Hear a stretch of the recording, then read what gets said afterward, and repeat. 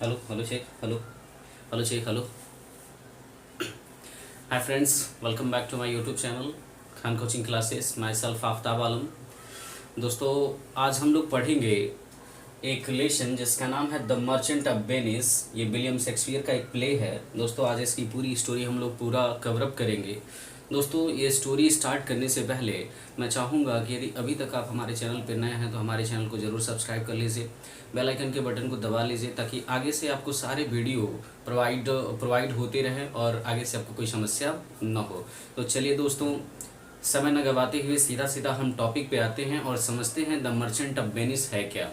देखिए दोस्तों, the merchant of Venice या विलियम शेक्सपियर के द्वारा रचित एक नाटक है। और इस नाटक में कितने कैरेक्टर हैं दोस्तों? कैरेक्टर तो बहुत ज़्यादा है, थोड़ा सा हम मेन कैरेक्टर लिख दिए हैं, उसको थोड़ा सा आप देख लीजिए। जो पहला कैरेक्टर उसका नाम है एंटोनियो। एंटोनियो कौन रहता है? तो द मर्चेंट ऑफ वेनिस, या वेनिस का व्यापारी है। और इसी के नाम के ऊपर यह प्ले का नाम पड़ा है द मर्चेंट ऑफ वेनिस। ठीक है दोस्तों, और एंटोनियो कौन है? ये बेसिनियो का दोस्त है। बेसिनियो कौन है? यह एंटोनियो का मित्र है। पोर्सिया कौन है? ये बेलमांट की रानी है जिससे बाद में चल करके बेसिनियो की शादी होती है। ग्रेसियानो और लोरेंजो, ये दोनों के दोनों फ्रेंड हैं एंटोनियो और बेसिनियो के। ठीक है। साइलाक कौन है? तो साइलाक एक यहूदी इंसान है। ठीक है दोस्तों। और उसके बाद जेसिका कौन है? तो जेसिका साइलाक की बेटी है जो बाद में चल करके क्या होता है, बाद में चल करके लोरेंजो से प्यार कर लेती है और इसके साथ भाग करके शादी कर लेती है। नेरिसा कौन है? ये पोर्सिया की मेड सर्वेंट है। इसकी भी शादी ग्रेसियानो से हो जाती है। लांसलाट गब्बो, यह एक मस्खरा है दोस्तों, लांसलाट गब्बो। ठीक है। इसका एक बेटा रहता है जो साइलाक के वहाँ नौकरी करता है, लेकिन उसके पास नौकरी छोड़ करके वो चला जाता है किसके पास? वो चला जाता है बेसिनियो के पास। प्रिंस ऑफ मोरक्को और प्रिंस ऑफ एरागन, ये दोनों दोस्तों आए रहते हैं शादी करने के लिए पोर्सिया से। सैलेरियो ये फ्रेंड है एंटोनियो के। ट्यूबल कौन है? फ्रेंड ऑफ साइलाक है दोस्तों। बाल्थजर कौन है? सर्वेंट ऑफ पोर्सिया है दोस्तों। ठीक है। बाल्थजर ये एक क्या है? ये आपका पोर्सिया का नौकर है। तो चलिए दोस्तों, कहानी सीधे सीधे टॉपिक से स्टार्ट करते हैं। देखिए दोस्तों, कहानी कुछ ऐसी स्टार्ट होती है। यह कहानी है दोस्तों वेनिस की। कहानी स्टार्ट होती है हमारी वेनिस से। वेनिस का एक बहुत बड़ा व्यापारी जिसका नाम एंटोनियो रहता है, वो सड़कों पर ऐसे चलता रहता है और पता नहीं वो किस कारण से उदास है, उसे खुद ही नहीं समझ में आता है। और वो कहता है कि पता नहीं मैं किस कारण से उदास हूँ, वो खुद ही नहीं समझ पाता है। जब तक वो वेनिस की सड़कों पर चल रहा होता है तो उसी दरमियान इसकी मुलाकात इसके बेस्ट फ्रेंड से होती है जिसका नाम बेसिनियो होता है। और जब ये अपने बेस्ट फ्रेंड से मुलाकात करता है तो अपना दुख भूल जाता है और उससे हालचाल, मित्रता चुकी है तो हालचाल पूछता है। और इसके बाद होता क्या है दोस्तों, वह बेसिनियो से जब उसका हाल पूछता है तो बेसिनियो कहता है कि मेरी थोड़ी सी हाल ख़राब है, क्योंकि वो जाना चाहता है बेलमांट।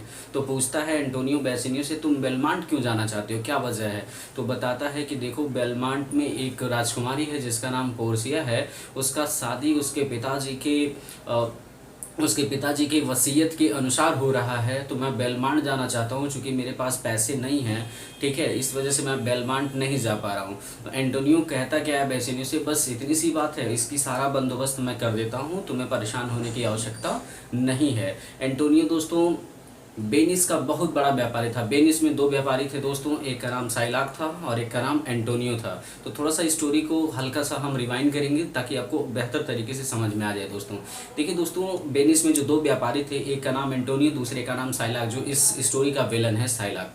ठीक है दोस्तों। साइलाक क्या करता था, वो भी वेनिस का बहुत बड़ा व्यापारी था, लेकिन वो जब भी किसी को पैसा देता था तो वो सूद लेता था, ब्याज लेता था। लेकिन एंटोनियो बिना सूद के, बिना ब्याज के पैसे देता था लोगों को। इसकी वजह से साइलाक के सारे कस्टमर टूटने लगे। ठीक है। तो साइलाक बहुत ज़्यादा गुस्सा होता था, साइलाक के पास कस्टमर नहीं जाते थे, तो इतना ज़्यादा नाराज़ हो गया कि वह जीवन में कसम खा लिया था कि एंटोनियो को वह सबक सिखाएगा। क्योंकि एंटोनियो ईसाई था और साइलाक यहूदी था, इस वजह से भी नफरत करता था। तो वह जीवन में कसम खा लिया था कि वह उसके बिजनेस को नष्ट किया है, इसकी वजह से वो उसे छोड़ेगा नहीं। तो एंटोनियो करता क्या है, जब बेसिनियो को सांत्वना देता है, परेशान मत होकर मैं तुम्हारे बंदोबस्त की व्यवस्था, तुम्हारे पैसे की बंदोबस्त कर दूंगा। तो वो कहता है ठीक है, तुम कहाँ से बंदोबस्त करोगे, तुम्हारी जहाज़ तो समुद्र में फंसी हुई है। कहता है कोई बात नहीं, मैं बंदोबस्त कर दूंगा। एंटोनियो जाता है किसके पास? साइलाक के पास, पैसे की बंदोबस्त करने के लिए। तो वह जाता है और उससे डिमांड करता है पैसे की। तो साइलाक, चूँकि आप जानते हैं वो सबक सिखाना ही चाहता था, तो उससे कहता है कि ठीक है, मैं तुम्हें पैसे देने के लिए तैयार हूँ, लेकिन एक शर्त है। वो कितने पैसे का डिमांड करता है दोस्तों? तो 3000 ड्यूकेट्स। 3000 ड्यूकेट्स, 3000 ड्यूकेट्स का वो डिमांड करता है। वो कहता है ठीक है मैं तुम्हें 3000 ड्यूकेट्स तो दे दूंगा, पहली शर्त ये है कि मैं तुम्हें 3000 ड्यूकेट बिना किसी ब्याज के दूंगा, और दूसरी हमारी शर्त है ये है कि अगर तुम 3 महीने के अंदर अपना ब्याज नहीं लौटा पैसा नहीं रिटर्न कर पाए तो तुम्हारे शरीर के किसी भी हिस्से से मैं 1 पाउंड मांस क्या करूंगा, काट लूंगा। एंटोनियो कहता है ठीक है कोई बात नहीं, 3 महीने के अंदर इसकी जहाज चूंकि समुद्र से लौट आएगी तो यह आसानी से उसके पैसे को लौटा देगा, कोई दिक्कत नहीं होगी। तो करता क्या है एंटोनियो, एक सिग्नेचर होता है, एक बांड होता है, बांड पे सिग्नेचर कर लेता है कि अगर मैं 3 महीने के अंदर इसका पैसा नहीं लौटा पाऊंगा तो ये मेरे शरीर के किसी भी हिस्से से 1 पाउंड मांस काट लेगा। तो होता क्या है दोस्तों, वो पैसा लेता है 3000 ड्यूकेट और ला करके बेसेनियो को देता है। बेसेनियो बहुत ज़्यादा खुश हो जाता है। अगले दिन उसे जाना रहता है बेलमांट। चूँकि बेलमांट जाने से पहले रात में एक पार्टी ऑर्गेनाइज होती है, क्यों, क्योंकि इसके साथ 2 लोग और जाने वाले थे बेसेनियो के साथ, ग्रेसियानो और लोरेंजो। लोरेंजो दोस्तों ये भी ईसाई था, ठीक है, लेकिन ये प्यार करता था किसे, साइला की बेटी जेसिका से ये प्यार करता था, इसे पसंद करता था। तो ये दोनों भाग करके शादी करना चाहते थे, लेकिन साइला ऐसा नहीं चाहता था, वो साइला इससे शादी नहीं करवाना चाहता था, ठीक है। तो उसी रात जब पार्टी का ऑर्गेनाइज होता है तो साइलाक को भी इनवाइट किया जाता है पार्टी में। तो साइलाक जब इनवाइट होने जाता है पार्टी में तो ये क्या करता है, अपने घर की मेन गेट की चाबी अपनी बेटी जेसिका को दे देता है। और जेसिका को देने के बाद कहता है इससे ये है कि ठीक है बेटा तुम घर पे रहना और मैं अभी पार्टी से हो करके लौटता हूँ। तो ये पार्टी में जैसे ही जाता है जेसिका पूरे घर का जो भी तिजोरी रहता है उसको खोल करके पैसा वैसा ले करके वहाँ से रफू चक्कर हो जाती है, भाग जाती है। किसके साथ, ये आ जाती है लोरेंजो के पास। और लोरेंजो, ग्रेसियानो और बेसेनियो ये सब जाते हैं कि पैसा वैसा ले करके, पार्टी खत्म हो जाती है, ये सब चले जाते हैं बेलमांट। इधर जब वो घर रिटर्न होता है साइलाक तो बहुत ज़्यादा क्रोधित होता है क्योंकि उसके सारे पैसे गायब हैं, उसकी बेटी भी गायब, बहुत ज़्यादा नाराज़ होता है, ठीक है। लेकिन वो कर भी क्या सकता है, उसे पता भी नहीं है कि उसकी बेटी कहाँ चली गई। ये सब बेलमांट जब जाते हैं तो बेलमांट जैसे ही पहुंचते हैं तो वहाँ देखते क्या है कि बहुत सारे राजा महाराजा आए हैं पोर्सिया से शादी करने के लिए, क्योंकि पोर्सिया के पिताजी एक धनी आदमी थे, एक राजा थे, और वो एक वसीयत छोड़ गए थे कि मेरी बेटी की शादी 3 कास्केट के द्वारा होनी थी। उसकी बेटी की शादी 3 कास्केट के द्वारा होनी थी दोस्तों। और 3 कास्केट क्या था, एक गोल्डन कलर का था, एक सिल्वर कलर का था और एक लीड कलर का था, ठीक है। एक सोने का था, एक चांदी का था और एक जस्ते का था, ठीक है। तो थोड़ा सा ये भी समझ लीजिए दोस्तों कि उस कास्केट पे लिखा क्या था कि सोने का जो सोने का जो टोकरी था उस पे लिखा था कि जो मेरा चुनाव करेगा वह पाएगा जिसे सभी लोग पाना चाहते हैं। चांदी की टोकरी पे लिखा था जो मेरा चुनाव करेगा वह वही पाएगा जितना वो पाने की इच्छा रखता है। और लीड वाले पे लिखा था दोस्तों जो मेरा चुनाव करेगा वह अपना सर्वस्त्र खो देगा। तो वहाँ 2 राजा आए थे, प्रिंस ऑफ मोरक्को और prince of Arragon. Prince of Morocco पहले नंबर पे था, प्रिंस ऑफ पैरागान दूसरे नंबर पे था, और तीसरे नंबर की बारी थी किसकी, बेसेनियो की।